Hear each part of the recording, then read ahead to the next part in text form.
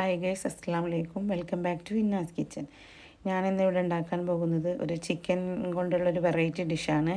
അപ്പോൾ വിരുന്നുകാരൊക്കെ ഞെട്ടിക്കാൻ പറ്റിയൊരു ഐറ്റമാണ്. അപ്പോൾ എല്ലാവരും ഉണ്ടാക്കി നോക്കൂ. അപ്പോൾ അതിന് വേണ്ടിയിട്ട് ഞാനിവിടെ എടുത്തിട്ടുള്ളത് 250 ചിക്കൻ ബ്രസ്റ്റ് പീസാണ് എടുക്കേണ്ടത്. പിന്നെ നമുക്ക് ആവശ്യമുള്ള ഇൻഗ്രീഡിയൻസ് ഇതാണ്. പിന്നെ ചിക്കൻ നീളത്തിൽ, കനം കുറഞ്ഞ് നീളത്തിൽ കട്ട് ചെയ്യണം. ഇതുപോലെ നീളത്തിൽ കട്ട് ചെയ്തെടുക്കണം. പിന്നെ ഇത് കാശ്മീരി മുളകാണ്. ഒരു 10-15 കാശ്മീരി മുളക് എടുത്തിട്ടുണ്ട്. പിന്നെ ഒരു 3-4 അല്ലി വെളുത്തുള്ളിയാണ്. ഇതൊന്ന് ബോയിൽ ചെയ്തെടുത്തതാണ്.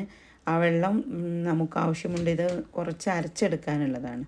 അപ്പോൾ ഈ വെള്ളം എടുത്തിട്ട് പിന്നെ ആവശ്യമുള്ളത് സമൂസൻ്റെ ഷീറ്റാണിത്. അത് ചെറുതായിട്ട് കട്ട് ചെയ്തെടുത്തതാണ്. പിന്നെ 2 ടീസ്പൂൺ മൈദയിലിട്ട് 1 ടീസ്പൂൺ കോൺഫ്ലോറും കൂടി ആഡ് ചെയ്തതാണ്. പിന്നെ കുറച്ച് സോയാ സോസ് വേണം, ആവശ്യത്തിന് സോയാ സോസും. ഇനി നമുക്ക് മുളകൊന്ന് അരച്ചെടുക്കാം. ഇതേ രൂപത്തിലാണ് അരച്ചെടുക്കേണ്ടത്. ഇനി നമുക്ക് ഇതെങ്ങനെയാണ് ഉണ്ടാക്കുന്നത് നോക്കാം. ഒരു പ്ലേറ്റിലോട്ട് ആവശ്യത്തിന് ചിക്കൻ എത്രയാണ് എടുക്കുന്നത് അതിനനുസരിച്ചിട്ടുള്ള ഈ മസാല നമുക്കൊരു പ്ലേറ്റിലോട്ട് മാറ്റാം. എന്നിട്ട് അതിലോട്ട് കുറച്ച് ഉപ്പ് ആഡ് ചെയ്യണം. ഉപ്പ് നമ്മൾ ഇട്ടിട്ടില്ല, അപ്പോൾ കുറച്ച് ഉപ്പ് ഇട്ടിട്ട് നന്നായിട്ടൊന്ന് മിക്സ് ചെയ്യുക. പിന്നെ അതിലോട്ട് ചിക്കൻ ആഡ് ചെയ്യുക. ചിക്കൻ ചേർത്തതിന് ശേഷം നമുക്ക് നന്നായിട്ടൊന്ന് മിക്സ് ചെയ്ത് കൊടുക്കുക. നന്നായിട്ടൊന്ന് മിക്സ് ചെയ്ത് നല്ലവണ്ണം ഒന്ന് എല്ലായിടത്തും എത്തുന്ന രൂപത്തിൽ മിക്സ് ചെയ്ത് കൊടുക്കുക. എന്നിട്ട് നമ്മൾ ബാക്കിയുള്ള മൈദ ചേർത്ത് കൊടുക്കുക. അത് ആവശ്യത്തിനുള്ള മൈദ ചേർത്താൽ മതി, മുഴുവൻ മൈദയും വേണ്ടി വരില്ല. അപ്പോൾ നമുക്ക് നന്നായിട്ടൊന്ന് മിക്സ് ചെയ്തെടുക്കാം. അപ്പോൾ എല്ലായിടത്തും മൈദ ആവുന്ന വിധത്തിൽ നന്നായിട്ടൊന്ന് മിക്സ് ചെയ്തെടുക്കാം. ഇനി നമുക്ക് നേരത്തെ എടുത്തു വെച്ച സമൂസയുടെ ഷീറ്റ് എടുത്ത് വെക്കാം. അതിലോട്ട് ചിക്കൻ നീളത്തിൽ ഒരു പീസ് എടുത്തിട്ട് നീളത്തിൽ ഇതുപോലെ ഇട്ട് കൊടുക്കുക. എന്നിട്ട് നല്ലവണ്ണം ഈ ഷീറ്റിൽ അങ്ങ് പൊതിഞ്ഞെടുക്കുക. കൈകൊണ്ട് നന്നായിട്ട് പ്രസ് ചെയ്ത് കൊടുക്കണം, പൊട്ടിപ്പോവാതിരിക്കാൻ വേണ്ടിയിട്ടാണ് നമ്മൾ ഫ്രൈ ചെയ്യുന്ന സമയത്തെ. അതുകൊണ്ട് നന്നായിട്ടൊന്ന് പ്രസ് ചെയ്ത് കൊടുത്തിട്ട് ഓരോന്നും ഇതുപോലെ തന്നെ ഉണ്ടാക്കിയെടുക്കുക. എന്നിട്ട് നമുക്കിതൊന്ന് ഫ്രൈ ചെയ്തെടുക്കാം. ഇതുപോലെയാണ് വേണ്ടിയത്. നമ്മൾ ഓരോ ചിക്കൻ്റെ പീസും ഇതേപോലെ നീളത്തിൽ ചെയ്തെടുത്തിട്ട് നമുക്ക് ഫ്രൈ ചെയ്യാം. അപ്പോൾ നമുക്ക് ഇതിന് സോസിന് വേണ്ടി നമുക്കൊരു പാൻ അടുപ്പിൽ വെച്ചിട്ട് സ്റ്റവ് കത്തിക്കും. ഇനി പാന് ഏകദേശം ചൂടായി വന്നിട്ടുണ്ട്. ഇനി നമുക്ക് അതിലോട്ട് കുറച്ച് സൺഫ്ലവർ ഓയിലാണ് ഞാൻ ഒഴിച്ച് കൊടുക്കുന്നത്. സൺഫ്ലവർ ഓയിൽ ഒഴിച്ച് കൊടുക്കുക.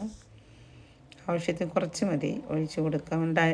ചെറുതായിട്ട് അരിഞ്ഞ് വെച്ച ഗാർലിക്കാണ്, ചെറുതായിട്ട് അരിഞ്ഞത്, അത് ഇട്ട് കൊടുക്കുക.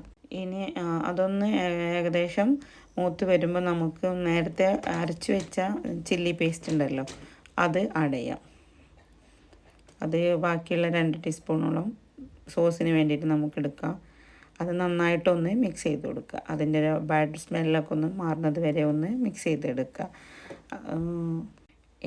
നന്നായിട്ടൊന്ന് ഇളക്കി കൊടുത്തതിന് ശേഷം നമുക്കൊരു 2 ടീസ്പൂൺ സോയ സോസ് ആഡ് ചെയ്യാം.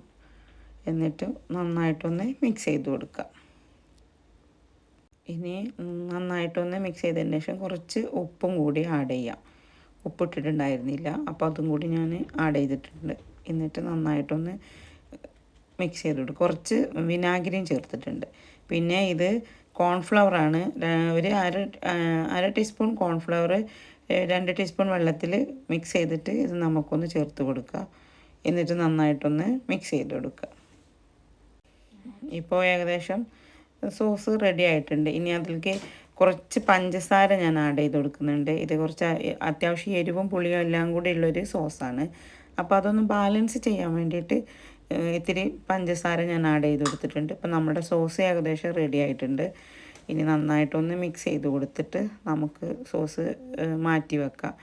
ഇപ്പോൾ ഈ സോസ് നിർബന്ധമായിട്ടും ഉണ്ടാക്കണം. നല്ല ടേസ്റ്റുള്ളൊരു സോസാണ്.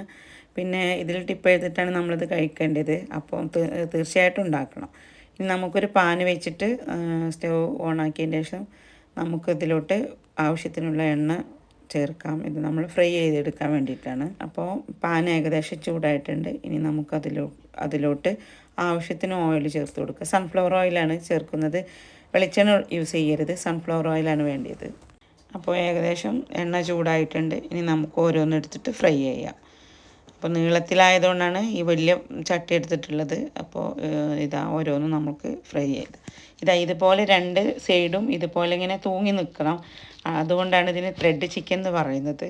അപ്പോൾ നമുക്ക് ഇതൊന്ന് ഫ്രൈ ചെയ്തെടുക്കാം. അപ്പോൾ ഏകദേശം റെഡി ആയിട്ടുണ്ട്. ഒരു ഗോൾഡ് ബ്രൗൺ കളറാകുമ്പോൾ നമുക്കിത് മാറ്റിയെടുക്കാം. അപ്പോൾ ഓരോന്നും നമുക്ക് ഫ്രൈ ചെയ്തെടുക്കാം. അപ്പോൾ പിന്നെ ഇതാ ബാക്കിയുള്ളതും കൂടി ഞാൻ ഫ്രൈ ചെയ്തെടുത്തിട്ടുണ്ട്.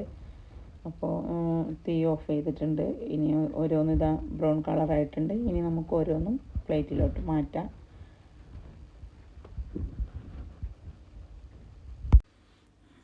അപ്പോൾ ഇനി എല്ലാവരും ഇത് ഒന്ന് ട്രൈ ചെയ്ത് നോക്കുക. ഇതാണ് ഇതിൻ്റെ ലാസ്റ്റ് ഫൈനൽ ലുക്ക് വരുന്നത്. അപ്പോൾ നല്ല കാണണം, നല്ല മുഞ്ചുണ്ട്, നല്ല അടിപൊളി ടേസ്റ്റുമാണ് കഴിക്കാൻ. അപ്പോൾ എല്ലാവരും ഈ സോസിൽ ടിപ്പ് ചെയ്തിട്ട് വേണം കഴിക്കാൻ. അപ്പോൾ ഇതാണ് ഇതിൻ്റെ ഫൈനൽ ലുക്ക്. അപ്പോൾ എല്ലാവരും ട്രൈ ചെയ്യും. ടേസ്റ്റ് നോക്കാം.